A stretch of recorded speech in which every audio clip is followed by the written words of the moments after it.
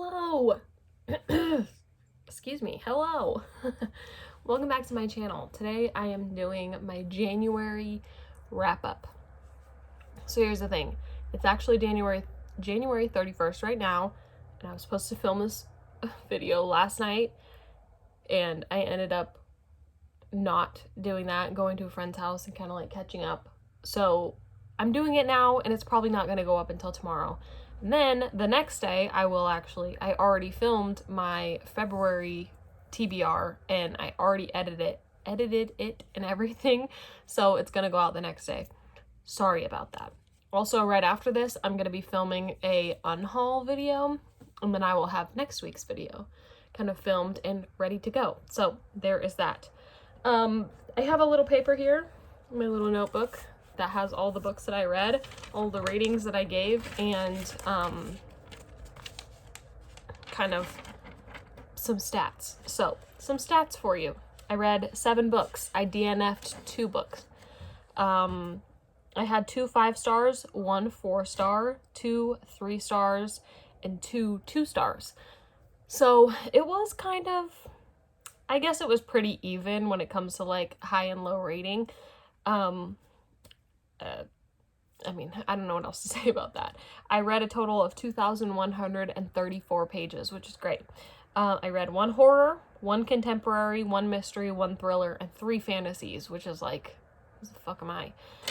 So, we're gonna get into them. I will talk about the 7 books that I read, and then I'll talk at the end, the 2 books that I DNF'd. These were kind of in the middle of the month when I DNF'd them, not at the end. I feel like the beginning of the month was really strong reading wise, and then the closer it got to the end, the more it was just like I wasn't really enjoying most of the stuff I was reading. So hopefully next month is better, but let's just get into this. Okay, the first book that I picked up in January is This Close to Okay by Lisa Cross Smith. Oh my god, you guys. I really liked this book. This is one of the ones that I gave 5 out of 5 stars to. It follows this woman named Tally and this guy named Emmett. I'm putting it in quotes, and if you've read it, you know why, but I'm not gonna give any spoilers. So Tally and Emmett, and basically first 5 pages, Tally comes across Emmett like about to jump off a bridge, and strong trigger warnings for suicide and PTSD. There is a warning for something else too, but if I tell you what it is, it's gonna give pretty much the whole story away. So if you do want to know, you can DM me on Instagram, and I'll let you know what the trigger warning is, but I'm not gonna spoil it. So she comes across him, basically is like, she's a therapist, by the way. She's like, people love you, like, I care about you, why don't you come have coffee with me? You don't want to really do this. And then somehow coaxes him to get off of the bridge. And then they spend the entire weekend getting to know each other and shopping and going out to dinners and cooking dinners at home. And then at the end of the weekend, they go to a Halloween party together where they will, are supposed to be separating at the end of that. He's going to go on his way and she's going to go on her way. Something happens at the Halloween party, and then all of their secrets kind of start to come out because he's lying to her and then she's lying to him. One thing I will say is that I don't like small conflict in books that can literally be just talked out.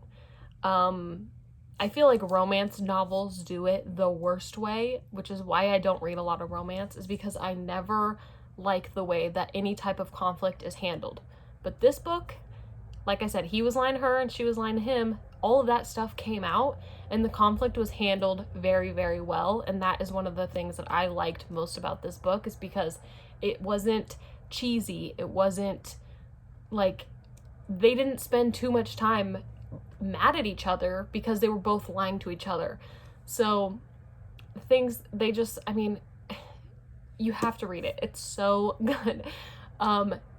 You follow both of their perspectives, in like his perspective in one chapter, her perspective in another, and it just goes back and forth. We have a special guest again today. Hello, Miss Fiona. All right, excuse me. Okay, No, please don't do that. Okay. So his perspective is basically like him talking about how nice she is and, you know, telling most of his story. And then we get a lot of background on him, which is really crucial to his arc and how he ended up on the bridge that day. And when that comes out, it is so fucking sad. And then you get her perspective from like how she's dealing with her divorce and how she is dealing with living alone with her 2 cats and how she likes, you know, being a therapist and whatnot. This book is really, really good. I read it in a matter of like maybe 2 or 3 days. I just enjoyed it so much, and I would definitely give this a reread in the future. I will say though, it had me crying by page 2, and I didn't stop till page 5, and then the end had me crying as well. I'm a big book crier though, so that's just a me thing. Okay, the next book that I picked up is The Deep by River Solomon. I liked this, but I didn't like it as much as I thought I was going to. There was a little bit of a cute love story in it, which I liked. You're following, I'm not even gonna say her name because I don't know how to pronounce any of them, but it's basically pregnant women who got thrown off of slave ships, and they gave birth to mermaids. And now the mermaids are all swimming out under the water in the deep, and every once in a while they will get together and one of them tells their story about how they came to be. My biggest problem with this book is that I had no idea what was a memory that the mermaids were going through and what was real life. And that was the hardest thing for me to follow. So the book was really hard for me personally to follow. Not saying it's a bad book in any way. And it also didn't give me just everything that I wanted. So I gave it 3 out of 5. So there is that. The third book that I picked up was Blood of Wonderland by Colleen Oakes. I actually read The Queen of Hearts last year. This is the sequel. And then there's one more after this, and I can't wait to read it. This one, you're following Dinah after... I don't want to give any spoilers for the first book, because if you haven't read that one, then you obviously haven't read this one. Basically, at the end of Queen of Hearts, you leave with Dinah running from Wonderland Palace on her dad's killer horse. At the beginning of this book, you follow up just the same way, and then you see Dinah as she makes friends with a spade card, and he teaches her how to fight, and he gets a bunch of people to fight with her and for her so that they can become more part of Wonderland, and she can become the rightful queen of Wonderland. And she's getting a bunch of help from a bunch of different people. My biggest problem with this was I thought the war was going to be in this book, and it wasn't. It ended with them about to go to war, so the entire book is just her in the forest dealing with, you know, just some secrets that are coming out about her, no spoilers, and how much she hates her dad and how much of a dick he is, and then how much she misses her boyfriend or whatever.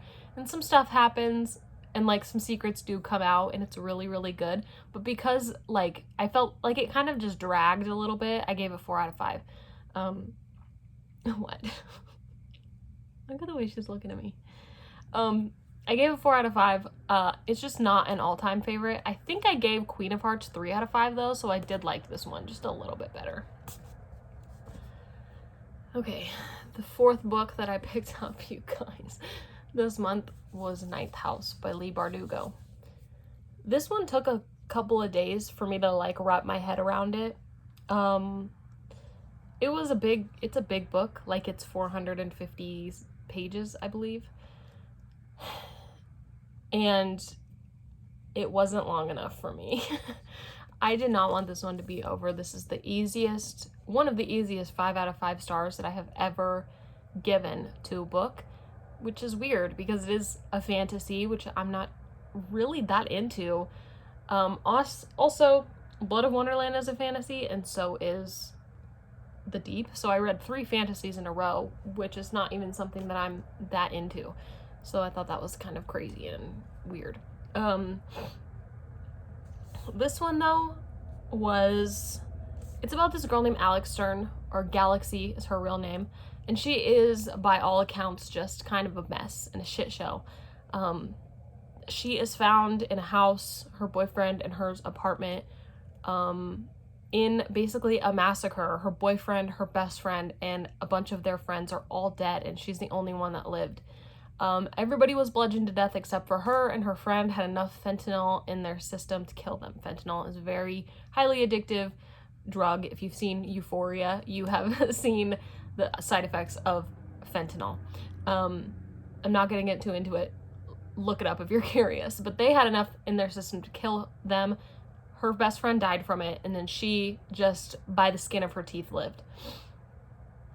She gets woken up at her bedside by Dean Sandow, who is the dean of Yale, and he is basically telling her, you got a full ride scholarship to Yale, congratulations, you're going to be part of Leith, which is a secret society. And Leith's job is basically to be the muscle on campus for the secret society. So they are making sure, they're like the security guards, they're making sure that everybody in the secret societies is using magic the way that it should be used and not doing anything dangerous with it, because that's not what it's for. The reason why she gets chosen to do this is because she can see dead people, which is fucking insane. And the way that she describes it when she does see them is kind of scary, and like part of this book is very terrifying. And then part of it is really hard to read. There is trigger warnings for sexual assault, murder. I think those are like the main trigger warnings, but some of the stuff in here is just very, very graphic. Just go into that knowing this is Leigh Bardugo's first first adult novel, but it's really good. Part of it was also like thrilling, part of it was also like horror. And then you find out that her mentor, Darlington, who is by all accounts just so gorgeous and handsome and the best and loves Leith and stuff, and he goes missing at some point. So you're getting his perspective like a couple months ago, and then you're getting her perspective like present day, basically. And she's trying to figure out what happened to Darlington, but she also is trying to figure out just a bunch of stuff about Leith and about the secret societies. And there's a murder that happens. She's trying to solve it kind of by herself because nobody cares about it. And then I think that's pretty much it. The end of it was kind of like a lot was going on, but I was freaking here for all of it. I loved this book, and it is number 1 in a series. I actually don't know if it's going to be a series or if there's just going to be one more after this, but there's no release date for the second one yet. There's no title for it yet, or at least not right now by the time I'm filming this. And I just can't wait for it. I will say that it didn't really end on a cliffhanger. You kind of are going to go into the second book knowing what you're getting into, knowing like about this and then what's happening in that. And it ended really well. So it makes me feel okay about having to wait, because there was no like cliffhanger at the end of it, which was really good. So if you've ever thought about picking this up and you're just not sure, just pick it up, try it, because it's very, very good. All right. The next couple were just more, I feel like, in my comfort zone, and none of them were that good. So we have Darling Rose Gold, which is a thriller. It came out last year, and it was also Stephanie Robles' first novel. I gave this one 2 out of 5. It reminded me a lot of the true story of Gypsy Rose. Gypsy Rose is basically, her mom had Munchausen's by proxy. She was in a wheelchair. She was sick all the time. She was allergic to sugar. Turned out her mom was bullshitting her and everybody else around them so that she could get sympathy and money, and she just really liked taking care of her daughter. And there wasn't anything wrong with Gypsy Rose. So in the end, she ended up killing her mom because she was tired of her mom basically abusing her. And if you want to know more about that, there's plenty of documentaries. There's a show on Hulu called The Act, and it has Joey King and Patricia Arquette. They are freaking incredible in it, and it's such a good show. Heavy though. So if you want to know more about that. Another thing this reminded me of was Run, the new I think it's a Hulu exclusive too, and it has Sarah Paulson in it. I don't know the younger girl's name, that younger actress, I don't know her name, but Sarah Paulson is in it, and that's what this reminded me of. A lot of it reminded me of this. So basically, you're getting Patty, who is in prison right now for poisoning basically her daughter. She's been in there for 5 years. So you're getting her perspective now, present day, when she's getting out of prison, and then you are getting her daughter, Rose Gold's point of view when her mom went into prison and as she is in prison. So like you're getting like years of Rose Gold's perspective. All that sounds great, except if you go into this book, just go into it knowing what I just told you. Do not read the synopsis because it totally ruins it. I hate when thrillers do that. Stop putting all the information on the back of the book, or on, in this one's case, on the inside flap, because just don't. I swear the only time I ever will be able to read thrillers is if I only read just the very first paragraph so that it doesn't spoil me. Because this has happened more than once where I read the synopsis and I'm like, oh, that sounds great. You go into the book and there's nothing new. It's like you just read the whole story in the inside flap. That was my biggest problem with this book. Another big problem that I had with it is that Patty only went to jail for 5 years for abusing her daughter for decades. 5 years is not long enough. You abused a child. Like, that's not long enough. And not only that, but prison reform, like, hello, she went out wanting to get revenge on her daughter, and it was disgusting. And me having a kid myself, I could never, he's 7 years old, I could never, ever do anything to hurt him, especially on purpose. It's ridiculous. 5 years just isn't long enough. It's not long enough for child abuse, and I don't know if that's like the standard, but some things need to fucking change if it is. There was a pretty good plot twist at the end of this I didn't really see coming, but it also was like, I didn't see it coming, so I was surprised, but like the action, I was like, well, yeah, that makes sense. You know? Also, Patty sucked. Rose Gold also kind of sucked. There's a point where you lose, or at least I did. I lost just most of my sympathy for her. I know she was abused for years. I know her mom's kind of an ass. But there was a point in this book where I was just like, no, you don't get to do that. Not going to tell you what it is. Also, every other character in this book sucked. I'm a very character-driven reader. If I don't like the characters in this book, it's not going to make me like the book. I know some people aren't like that. Some people are just like, oh, but it's a good story. I don't care. I don't care if it's a good story, because I didn't care about the story because I didn't like any of these characters. And I ended up getting through it, and like I said, I did like the plot twist at the end, so I gave it 2 stars. The next book that I read was Patricia Cornwell's At Risk. Never read Patricia Cornwell. This is just a run-of-the-mill mystery book, to be completely honest. I did like highlight a page. Actually, I highlighted a couple things in Ninth House. We'll go back over those. There was some cool stuff in here, but like I said, it's just a run-of-the-mill thriller. It's basically about this prosecutor who gets assaulted, and the detective that comes to her rescue is the detective that she also wants working on a cold case for her.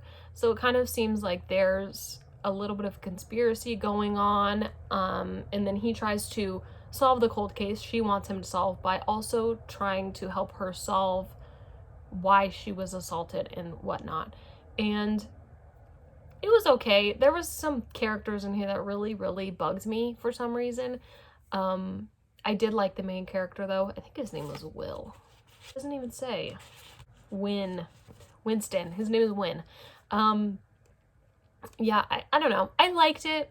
Like, it was okay. It was just like, you know, just okay. I didn't have any problems with it. It just didn't really, like, blow my mind or anything. So 3 stars. And the last book that I read was I'm Thinking of Ending Things. Oh, you guys. I went into this thinking I was gonna like it because everybody else likes it. And I went in this thinking that it's gonna be Get Out, Hereditary, you know, like mixed into like a ball. And I didn't like this. I didn't like this really at all. It's basically this girl, and she's going to meet her boyfriend's family. She's going to meet her boyfriend's family, but she is thinking of ending things with him. She's thinking of breaking up with him, which is just shitty already. Don't go visit your boyfriend's family and meet them if you're just thinking of ending things with him. It's ridiculous. So that already, I'm just like, no, okay? The reason I gave it 2 stars instead of 1 is because there was some stuff in here that was really fucking creepy. Some of it was just like, I was reading most of it at night, and some of it I was reading while I was at work, and I work at an old lady's home, and it's 2 overnights a week, and I was trying to read it while I was there, and I couldn't because I was by myself in a dark, quiet house, and I just couldn't. So I did end up finishing it though, and the end just it didn't go over my head. It did kind of go over my head. And then I gave it 2 stars, and then I looked like on forums just to see if there was like any information I could get that like would spoil the ending for me after I had read it, because I didn't really understand it. It went right over my head, and I was just like, I don't know what the hell is even going on right now.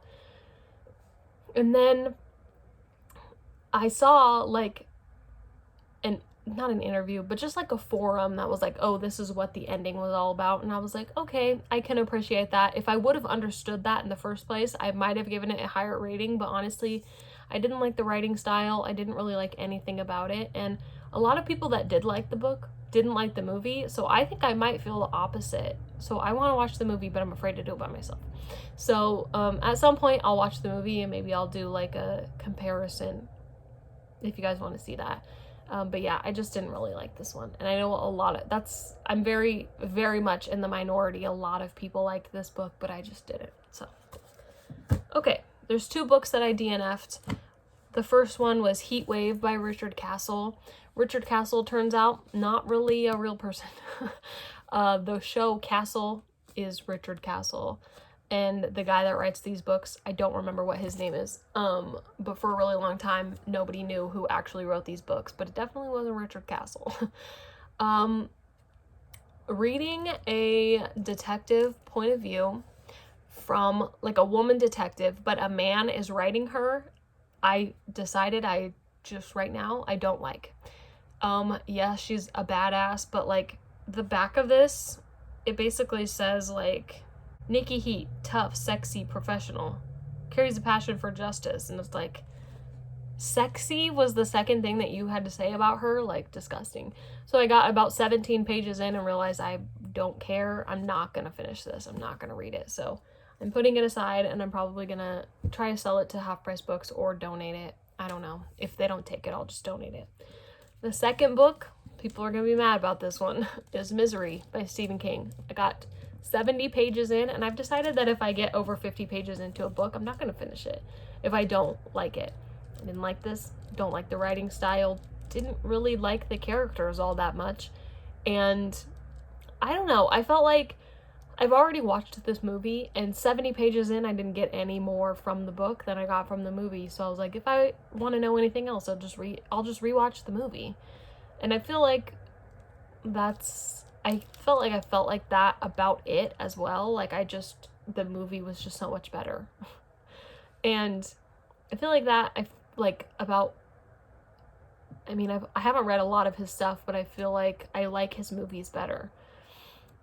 I might be eating my words of that, and that I'm not going to stop reading Stephen King. Like, I'm not going to stop picking his work up.